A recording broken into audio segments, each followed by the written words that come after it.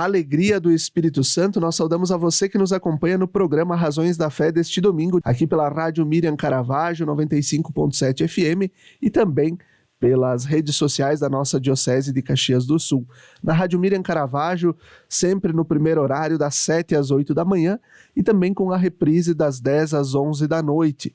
Depois no Spotify da Rádio Miriam Caravaggio, nos domingos a partir das 9 horas da manhã, além das redes sociais, YouTube e Facebook da Diocese de Caxias do Sul, sempre nos domingos, a partir das 8h30 da noite, além da TV Serra, canal 526 da NET, nas terças-feiras. Nós te convidamos a se inscrever no canal da Diocese de Caxias do Sul no YouTube, basta procurar lá, procurar por Diocese de Caxias no YouTube, ativar, se inscrever e ativar o sininho para receber as notificações. A cada semana a gente publica novos vídeos, novas ideias também, as mensagens do nosso bispo e o próprio Razões da Fé a cada semana. Por isso, o nosso tema de hoje, por uma igreja sinodal, comunhão, participação e missão.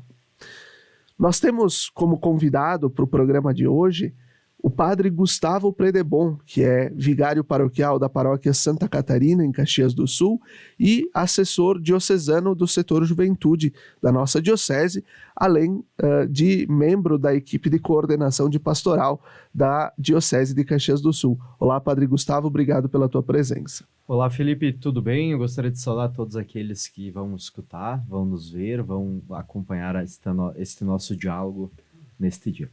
Muito bom, muito bom. E a gente vai conversar então sobre todo esse processo sinodal, o que foi acontecendo na nossa diocese também. Nós recordamos que o processo sinodal na diocese, e em todo o mundo, começou lá em 2021, num processo que o Papa Francisco convoca para uma grande escuta, uma escuta, mas a gente volta antes ainda disso para o que é sinodalidade e antes ainda o que é sínodo. Então, eu começo te perguntando, padre Gustavo, que a gente pode falar sobre sínodo e sinodalidade na história da igreja, desde o início da igreja, desde que Jesus voltou para o Pai e nos deu a missão de continuar a missão? Então, Felipe, essa tua pergunta é bem legal, porque a palavra sínodo, ela vem do grego, e ela significa caminho conjunto. Syn, rodos, duas partículas ali da palavra que vão delimitar como caminho conjunto. É dali que a gente, por exemplo, fala da sincronia, também, que é como quando está tudo cronometrado junto, Então, o sínodo na igreja, ele nasceu das reuniões das comunidades, das igrejas que iam se organizando nas cidades, conforme a igreja foi crescendo, e foram se organizando para afrontar alguns problemas comuns. Toda a realidade da igreja na antiguidade, ela é muito impregnada dessa instituição que é o sínodo.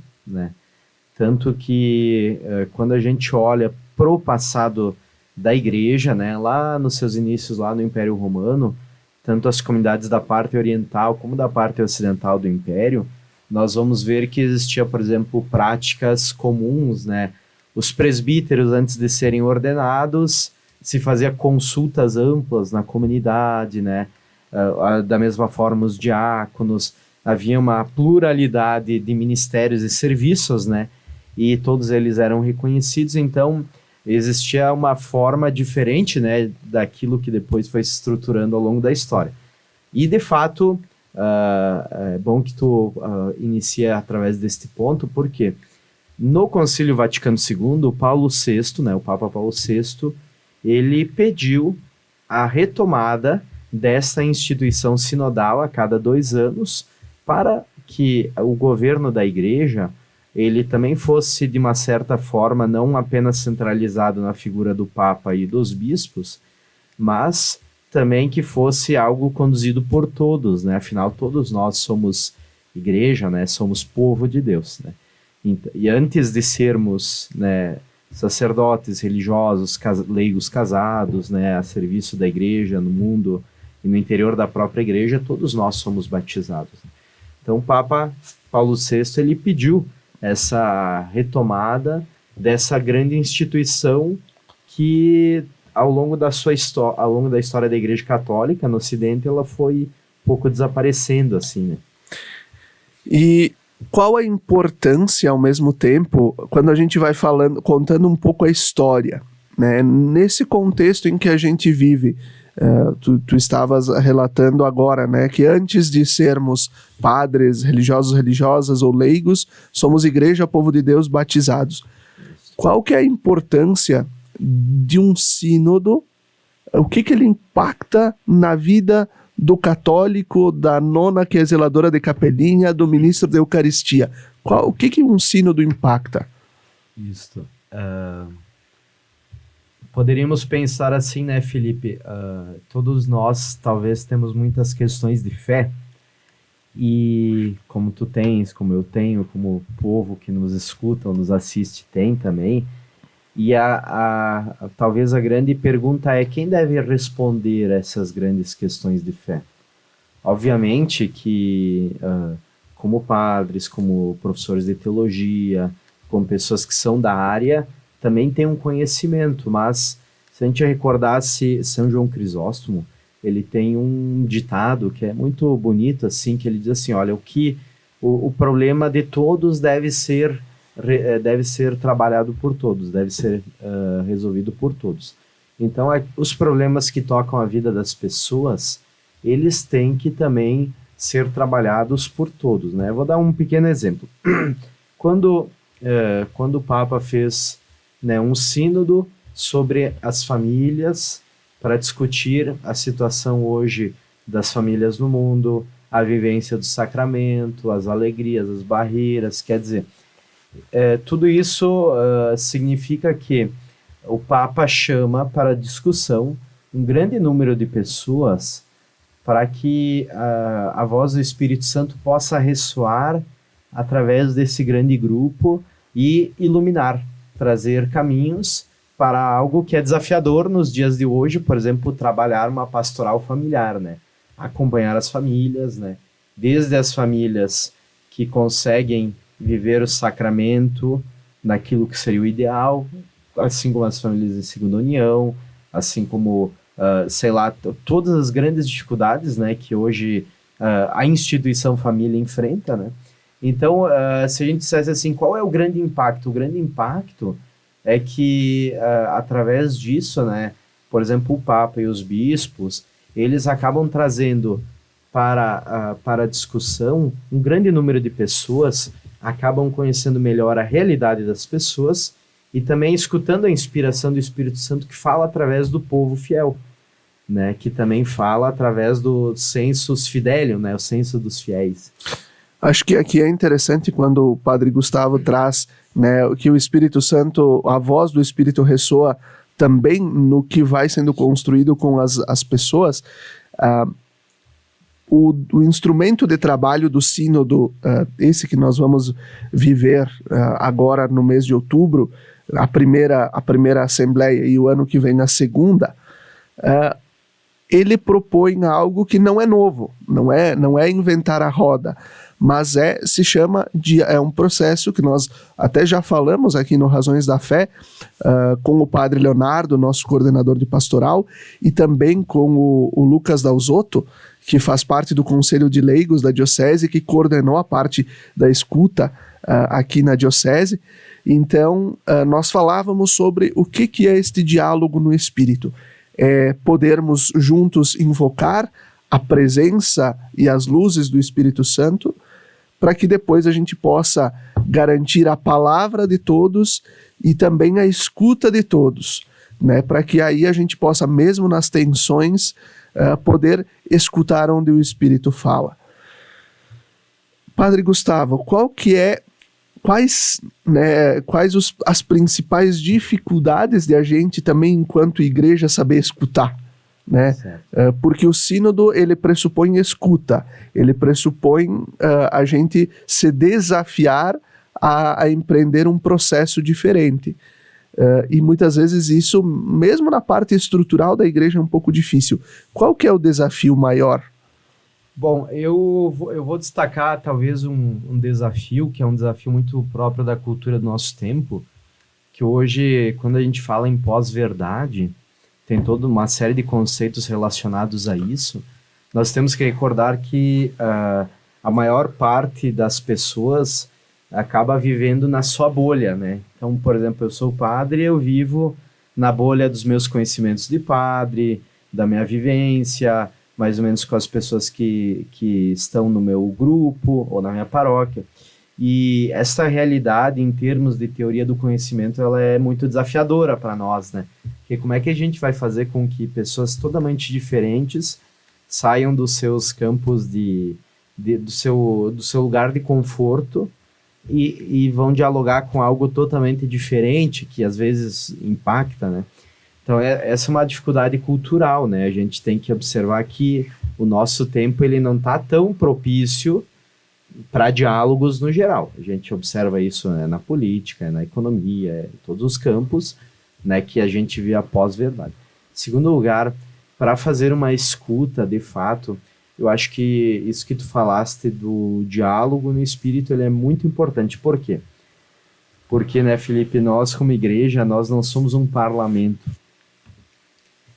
Nós não somos assim uma ONG ou, sei lá, uma associação de bairros, né?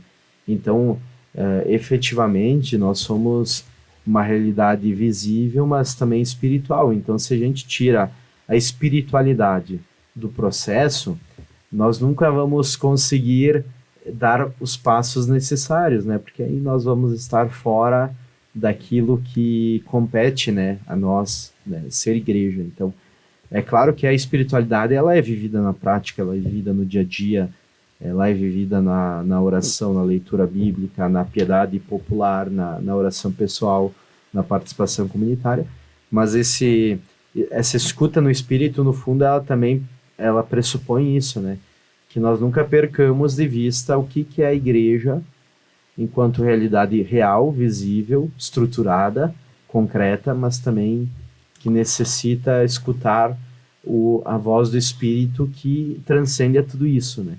E por isso, assim, quando a gente se dá por conta de que o Espírito transcende, eu sei que ele vai transcender as minhas experiências, expectativas, as tuas, as de todos, e nós começamos a fazer um processo em que todos, mesmo aqueles que podem parecer dissidentes, eles vão ter uma palavra, né? Porque também o Espírito fala através de todos, né? Então é por isso que é importante a gente poder escutar. E é claro, escutar é doloroso, né? Em certo sentido, porque pressupõe que se eu estou numa zona de conforto, eu tenho que sair da minha zona de conforto e tentar compreender o outro da forma como ele é, sem eu querer convertê-lo aos meus desejos, né? Esse e às vezes é um risco. É um risco que a gente quer justamente não respeitar as liberdades também. Sim. E ao mesmo tempo a gente quer que alguém que é da pastoral da criança tenha que se tornar alguém do Opus Dei, ou tenha que se tornar alguém da renovação carismática, ou alguém da renovação carismática tenha que se tornar alguém, né, que tenha alguma outra linha de trabalho ou de pensamento. E justamente o sínodo ele vem para abordar isso, a riqueza que nós temos dentro da nossa igreja, né? O que nós temos de riqueza, da importância desse respeito, desse diálogo, e de que ninguém precisa ser igual ao outro, mas que um vai, justamente neste processo, a gente vai juntos, nas diferenças, também ouvindo a voz do Espírito. Talvez algo que a gente tem que se acostumar mais, né, é entender que existe toda essa pluralidade dentro da igreja e que ela precisa ser respeitada porque ela vem por exemplo, de experiências de fé e que, no fundo, o maior desafio é fazer com que essas experiências elas confluam, né, elas se empoderem e não se combatam, né? Porque, por exemplo, assim, eu não posso dizer que uma pessoa que fez uma profunda experiência de Deus servindo as pessoas numa pastoral como a pastoral da criança que tu falas, que ela não tenha uma experiência de fé assim como outras que fizeram através do batismo no Espírito, de uma experiência da inovação carismática, né? Só para dar esses exemplos, né? Então, no fundo, essa multiplicidade, né, dos carismas e tal, ela tem que ser respeitada de princípio, e depois tem que ser encaminhado para fazer um processo conjunto, que obviamente não é simples, né? Talvez... Quanto mais complexo, né? Quanto mais complexa a realidade, também mais complexo o diálogo, né? E eu acho que nesse sentido, Francisco ele é um profeta do nosso tempo ao convocar um sínodo sobre a sinodalidade, quando ele vai dizer, olha, vamos escutar inclusive quem não faz parte da igreja. Isso. Né? Todo um processo que envolveu você escutar a imprensa, você escutar os pobres, inclusive as pessoas que estão encarceradas, então as pessoas em situação de rua. Então quem está no meio da nossa igreja, no seio da igreja, vivendo uma espiritualidade, vivendo também as estruturas de organização mesmo da igreja, e quem sequer às vezes sabe de tudo que se faz na igreja, de todo o trabalho feito pela Igreja Católica. Mas são olhares complementares, né? Tanto o olhar de quem olha desde dentro, com toda a labuta, com toda a dedicação, como o olhar de quem vê de fora, que às vezes também, eu acho que o Papa Francisco ele acerta no sentido de que nós precisamos estar abertos ao feedback daqueles que não creem, daqueles que, crendo, não participam, e daqueles que às vezes não sentem parte, né? Por um motivo ou outro, né?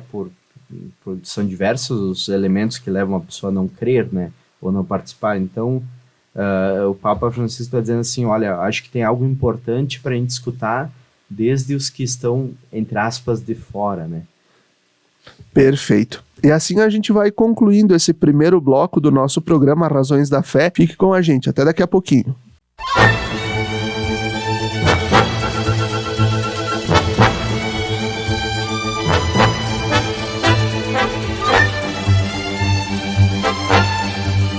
Estamos de volta com o segundo bloco do nosso programa Razões da Fé, aqui pela Rádio Miriam Caravaggio, 95.7 FM, e também pelas redes sociais. Nós hoje estamos tratando sobre o processo sinodal que a igreja está vivendo desde 2021. Por isso, o nosso tema de hoje, por uma igreja sinodal, comunhão, participação e missão.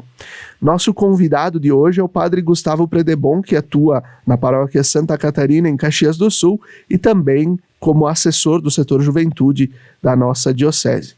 E a minha abordagem agora desse segundo bloco, ela vai para um passo anterior ainda ao processo sinodal que a gente está vivendo desde 2021, que o Papa deflagrou, né, iniciou ele no meio da pandemia, né, em todo o processo de pandemia que a gente estava vivendo, mas que foi ainda nos anos de 2017 e 2018, que foi o Sínodo para a Juventude, que a gente pode dizer que o grande embrião dessa escuta que levou em conta todas as dioceses do Brasil nesse processo que a gente está vivendo, começou lá no Sínodo de 2018, que foi realizado o Sínodo da Juventude, mas ainda no ano anterior, em 2017, quando o Vaticano abriu uma grande escuta para ouvir os jovens do mundo inteiro. Abriu lá no seu site, e aí cada conferência episcopal organizou, né, da sua forma, com a sua melhor realidade, uma grande escuta. E o Papa, antes, né, depois de reunir abrir todo o período de respostas e tudo, todas as respostas foram reunidas também por uma comissão, né, da própria Secretaria do Sínodo em Roma, e o Papa convoca uma reunião pré-sinodal para aprovar um instrumento de trabalho, né, o Instrumentum Laboris. E é algo que o Papa convoca jovens de todo o mundo. Do nosso país foram 10 jovens na época, em março de 2018. Um jovem aqui do Rio Grande do Sul, Davi Rodrigues, da Pastoral da Juventude da Arquidiocese de Passo Fundo, ele foi representando a Pastoral da Juventude. E o que acontece? O Davi também veio até a nossa diocese e depois contou também para os jovens um pouco como funcionou. Ele diz que nessa reunião pré-sinodal, junto com os bispos, o próprio Papa, quando algum cardeal ou alguém ia na tribuna e tratava sobre os aspectos do texto do Instrumentum Laboris, que estava pronto praticamente, se ouviam muitas vaias dos jovens, ou seja, grande parte do documento que já estava pré-pronto teve que ser refeito, porque a realidade dos jovens teve que ser levada em consideração, também porque os jovens estavam aí. Padre Gustavo, depois de todo esse processo do sínodo também saiu uma exortação apostólica que o Papa Francisco publicou, que ela é um norte para todo o nosso trabalho de pastoral vocacional e ao mesmo tempo de evangelização da juventude, que se chama Cristo Vive, né? Christus Vivit. O que todo o processo pode nos ajudar, todo esse processo feito com a Christus Vivit pode nos ajudar a entender o que Francisco quer para a igreja? Olha, neste relato que tu fez do processo, eu gostaria de fazer um paralelo que é muito importante, porque se foi possível, né, os jovens fazerem isto, a gente deve recordar que lá no Concílio Vaticano II, quando o Papa João XXIII chamou o concílio, chamou, né, os bispos do mundo inteiro para realizar o concílio, né, de uma maneira assim muito surpreendente, houve uma coisa semelhante, porque naquela época a Cúria Romana ela já tinha o concílio pronto, entre aspas, então só ia chamar os bispos para, entre aspas, aprovar, de uma maneira bem pouco, né, representativa, assim, né. Só que o que foi a grande reclamação dos bispos foi que, né, a Cúria Romana, que não conhecia a realidade de todo mundo, né, vamos lembrar que o Concílio Vaticano II trouxe aproximadamente 2.500 padres sinodais, né, para as discussões. Então, os bispos fizeram a mesma coisa que os jovens fizeram agora no Sínodo da Juventude. Eles disseram assim, não, isso aqui não nos representa, isso aqui não fala da nossa realidade. E a gente sabe o quanto o Concílio Vaticano II foi também uma luz para as nossas, enfim, para a nossa igreja, né, o quanto ela avançou. Tu disseste dos jovens, né, e de todo esse processo, o que é importante, né, recordando a palavra do Papa Francisco, a realidade é maior do que as ideias. Então não adianta um cardeal, um bispo, né, ou alguém lá da Secretaria do Sínodo chegar e dizer assim, não, a juventude é assim, assado, tem que viver isto e aquilo. Se não faz o processo de escuta, de conhecer realmente como são e como vivem os jovens no dia de hoje, né, no hoje da história, como é que a igreja vai ter uma palavra sobre a vida dos jovens? É claro que nós, com a experiência, com uma série de coisas que nós também temos como instituição, nós podemos dar caminhos, né? Mas é importante fazer esse trabalho de escuta, senão a gente vai estar botando muita coisa para fora. E aí quando a gente lê a Christus Vivit, que é o documento que o Papa Francisco escreveu depois, nós vamos perceber que está permeado de uma grande escuta, né, de grandes valores e de grandes direcionamentos que só puderam acontecer, né, porque os jovens também pediram para serem escutados, pediram para eles serem escutados antes de as ideias simplesmente estarem postas, né? Perfeito. Depois, Francisco... E veja assim, Felipe, só para complementar, né? Isso é magistério. Isso é o magistério da igreja, que a gente chama, né, na teologia. É o que é a palavra, né, de fé sobre a realidade, mas de uma realidade que é ouvida, que é escutada, né, que assim é percebida, né, na sua complexidade, né. No programa da semana passada, nós recebemos aqui o padre Leonardo Dalosto e o Gabriel Frigo, e a gente refletia sobre os 10 anos de pontificado de Francisco.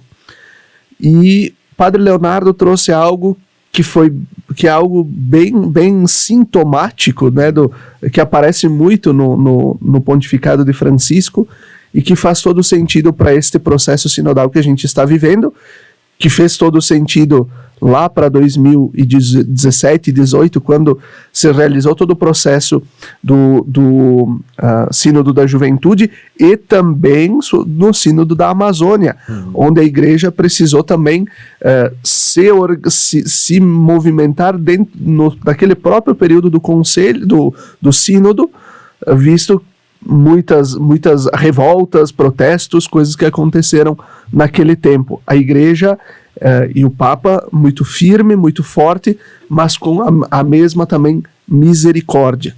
Algo que Francisco, que vale muito para Francisco é: o tempo é maior do que o espaço. Isso. Né? O tempo maior do que o espaço. O processo vale mais do que um documento final ou do que a lei pura e simplesmente. Então, é surpreendente que ele convoque um sínodo para falar sobre a sinodalidade e provocando uma escuta para o mundo inteiro, né? Olha, eu acho que é surpreendente que talvez ele tenha toda essa coragem, né, de se botar na escuta, porque toda vez que a gente vai escutar os outros, nós corremos muitas vezes o risco de escutar coisas que nós não queremos, né? Ou que nós não achamos, né? Então esse processo de escuta, ele fortalece em certo sentido a Igreja em alguns pontos que está caminhando bem e nos faz refletir sobre outros, né? E acho que isso que tu falas, Felipe, sobre o Sino da Amazônia,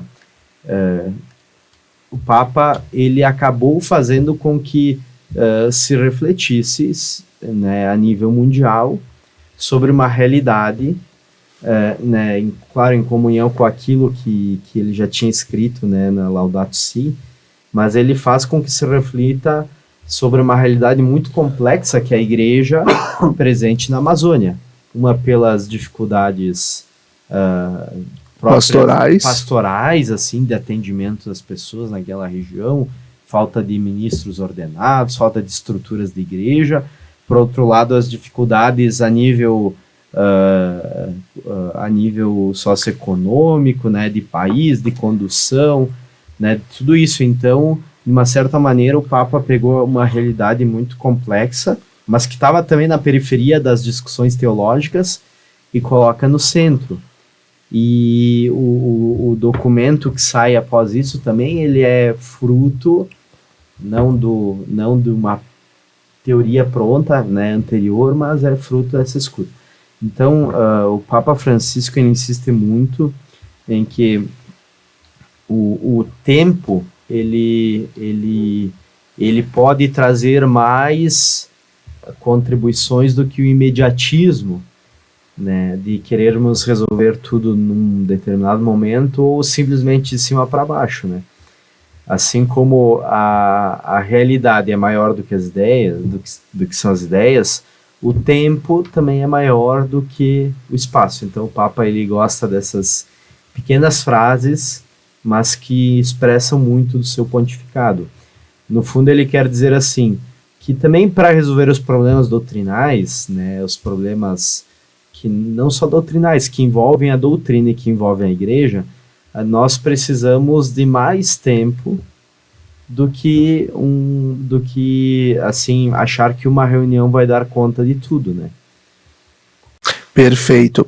E aqui eu estou recordando o folder que a nossa diocese preparou para o sínodo, para esse processo de escuta que o Papa Francisco convocou para o ano, né? Ele iniciou todo esse processo no ano de 2021, né? Dentro, né, de uma realidade de pandemia em que né, não se sabia muito como ia funcionar. E vamos recontar um pouquinho de como foi esse processo. Ele convoca o sínodo para ser aberto em Roma no dia 10 de outubro daquele ano e em todas as outras dioceses do mundo no domingo, no final de semana seguinte, 16 e 17 de outubro. Nós tivemos a abertura aqui no Santuário de Caravaggio no dia 17 de outubro de 2021.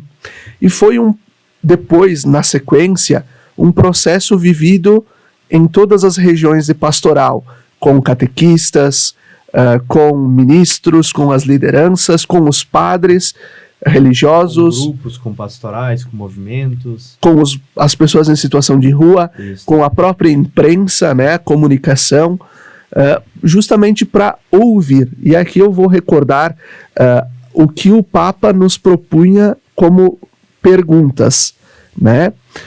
Como perguntas.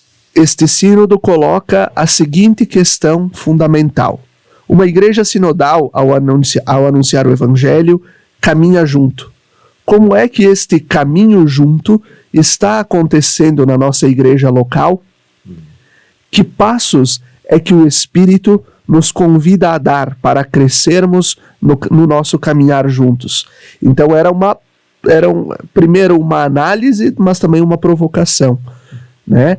E nós fizemos esse processo de escuta que rendeu mais de 7.000 respostas na época, de diversos grupos, diversos espaços, como a gente falava. E representando muitas realidades diferentes da própria diocese, né? Da nossa própria realidade, né? Acho que é uma coisa que é válido nisso tudo que tu falas, é que a igreja de Caxias do Sul, ela é diferente da igreja de outros lugares, mas dentro da nossa igreja nós já temos uma realidade muito plural, né? E ela precisa ser, essa pluralidade precisa ser escutada, né? Sim, nós temos as realidades. Imagina, nós temos 7 regiões de pastoral na diocese.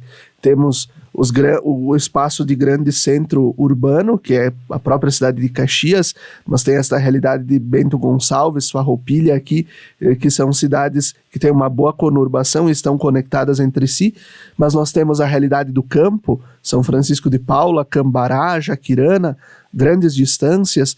Temos o Vicariato de Nova Prata, também com que teve a grande presença de várias etnias que foram formando aqueles povos, os poloneses, os italianos, os alemães, e a gente foi percebendo as riquezas.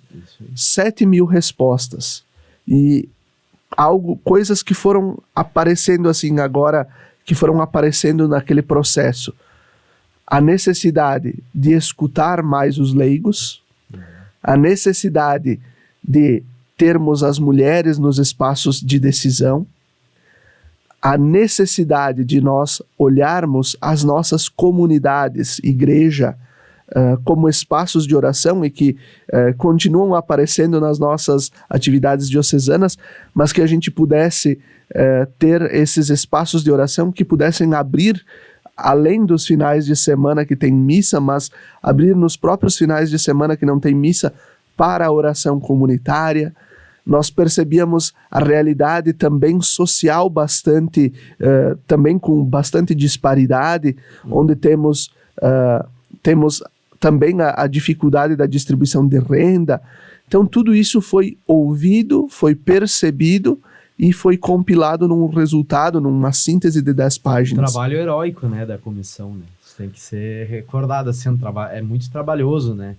Por isso que a escuta, ela, como processo, ela é muito importante, né? Embora ela dá muito trabalho, né? Porque eu imagino toda a comissão que teve que ter um empenho muito grande, né, para elaborar essas perguntas, né, enviar, recolher, sintetizar, ser fiel, né, àquilo que as pessoas disseram. Esse processo, ele foi que bom que tu recordaste a equipe, ele foi capitaneado pelo Conselho de Leigos da Diocese. A coordenação de pastoral, à época, designou para o Conselho de Leigos fazer essa escuta e foi muito bem dinamizada. Nós tivemos o grande desafio que foi o período, né, porque quando nós recebemos também o cronograma e tudo, se tinha em mente o calendário europeu, que para suas atividades a partir de julho até retoma em setembro. E ali no fim do ano mantém as suas atividades. Nós, no hemisfério sul e sobretudo no Brasil, nós paramos em dezembro e voltamos no fim de fevereiro, né? Então, todo o processo de escuta ficou um pouco mais dificultado, mas ele aconteceu muito bem, né? Nós fizemos um primeiro tempo de escuta de outubro a dezembro. Na véspera do Natal, nós publicamos a síntese prévia. Essa equipe se reuniu no início de dezembro e fez a primeira síntese. Depois, abriu-se de janeiro até maio um período para ver o que estava na síntese prévia e reforçar e trazer novos elementos. E foram trazidas outras contribuições que foram ainda acrescidas. E esse documento, no mês de maio, foi enviado para a CNBB, que depois fez o encaminhamento para o CELAM, né, a conferência, o Conselho Episcopal Latino-Americano, depois de, claro, fazer a síntese de todas as conferências episcopais, depois envia para Roma. Roma ainda, o Papa, certamente ainda com algumas dúvidas de processo, reencaminha mais 2 perguntas. O Conselho de Leigos novamente trabalha, reencaminha, e assim sai o Instrumentum Laboris, que é uma riqueza tão grande, que está ali à disposição também nas redes sociais. Isso. Eu acho que esse detalhe é importante, né? Porque as escutas também são condensadas por grandes regiões, né? Por exemplo, assim, uma coisa é escutar, então, as respostas da Diocese de Caxias do Sul, depois da Diocese de Caxias do Sul no contexto do Brasil, né? E o Brasil no contexto da América Latina, que no fundo é um dos grandes blocos, né, de cultura própria. A nossa América Latina, por exemplo, é muito diferente da América do Norte, da Europa, né? São contextos bem específicos da própria África, da Ásia. Então, todas essas grandes regiões do planeta, elas foram escutadas nas suas especificidades, né? E compiladas, é claro, né? Nas suas especificidades. Mas é importante que a nível de história da igreja, vamos dizer assim, o Papa consegue realizar algo que é dar um passo no sentido de a igreja ser verdadeiramente católica no sentido de universal. Porque quando ela consegue fazer a escuta dos 5 continentes, né, das realidades que vêm da África, né, toda a complexidade de pobreza, guerras civis, etc., colonialismo, da Ásia, né, com a multiplicidade de religiões, onde o catolicismo ainda é minoria, etc., né, com a Europa, com o secularismo muito forte, né, e com uma longa história de igreja e muitas coisas impregnadas, com a América do Norte. Então, tudo isso... A América Latina com a sua teologia mais enculturada. Isso que é muito diferente, né, digamos assim, daquela teologia mais acadêmica, assim, dos europeus, né? Então, tudo isso faz com que a igreja como tal, ela dê um passo no sentido de ser uma igreja realmente católica. E é o que o Instrumentum Laboris ele traz várias vezes ao longo das suas páginas, e é um documento muito fácil de ler. E deixamos a dica, né? Busque lá no site da Diocese de Caxias também, o documento está lá em PDF. É só baixar para fazer a leitura. Ele vai recordar várias vezes nas suas páginas sobre o termo catolicidade, ou seja, ele vai trazer de volta, todo esse processo traz de volta a catolicidade da igreja. Isso aí, resgata uma nota essencial da igreja, né, que é ser universal. E assim a gente vai concluir o segundo bloco do nosso programa Razões da Fé. Fique conosco, até daqui a pouco.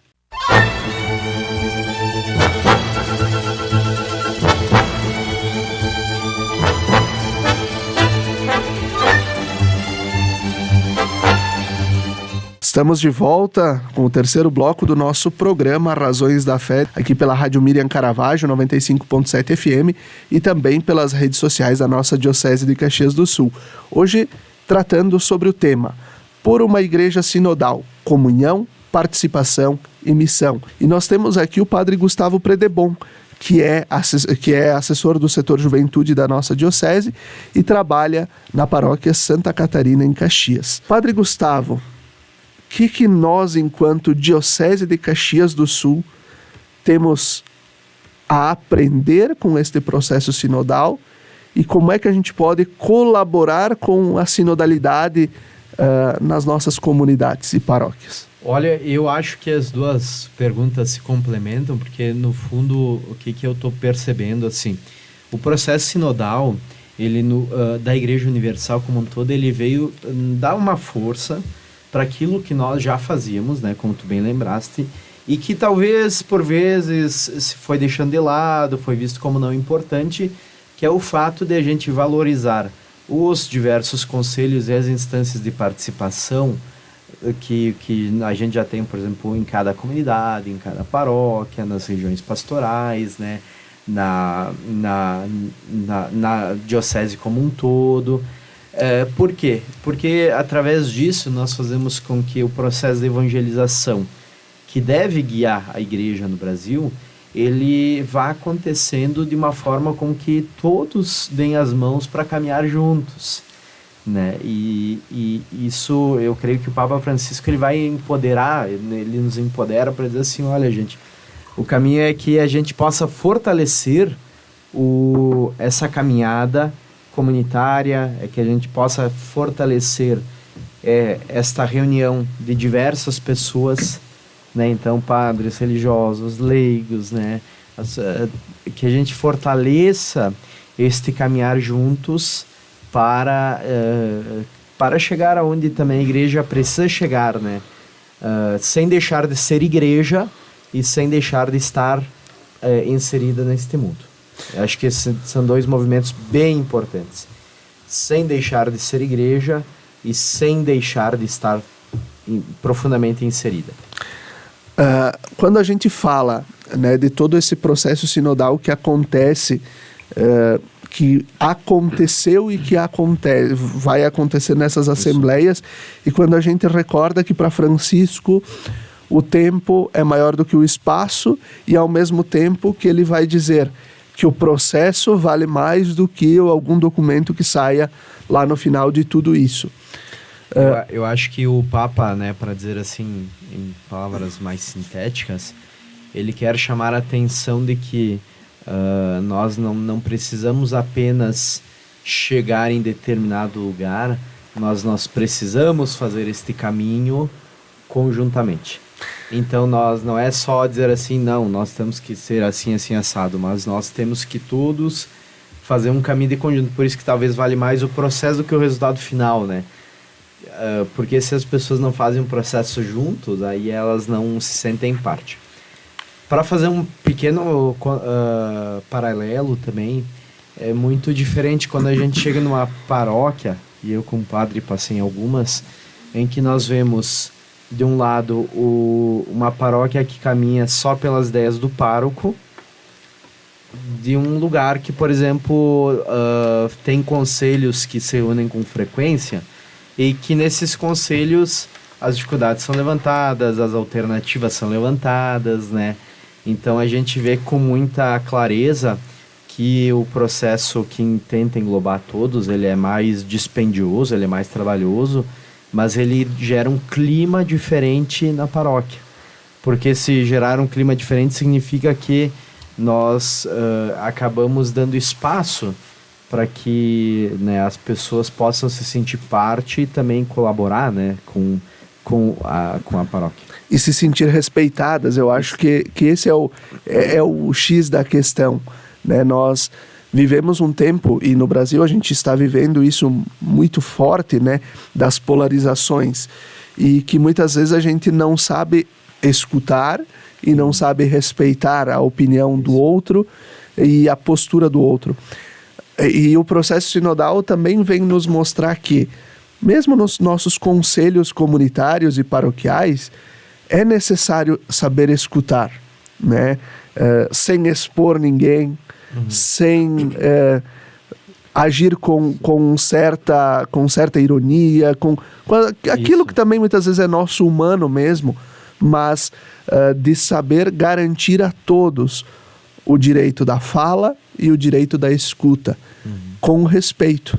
Isso. Porque, no fundo, né, eu creio que está em jogo, né, Felipe, o fato de que nós precisamos, cada vez mais, de cristãos adultos e maduros. Sejam eles padres, sejam eles leigos, sejam eles missionários, né, sejam eles pastoralistas, enfim, o que for, né? Nós precisamos, e a igreja precisa, de pessoas que com maturidade saibam ouvir falar, sustentar também alguma tensão, né? Porque quando a gente olha ambientes maduros em outras partes, não deixam de ter uma dose de conflito, né? Eles continuam tendo conflitos, continuam tendo divergências, mas eles sabem fazer com que mesmo com as divergências os processos continuem, né?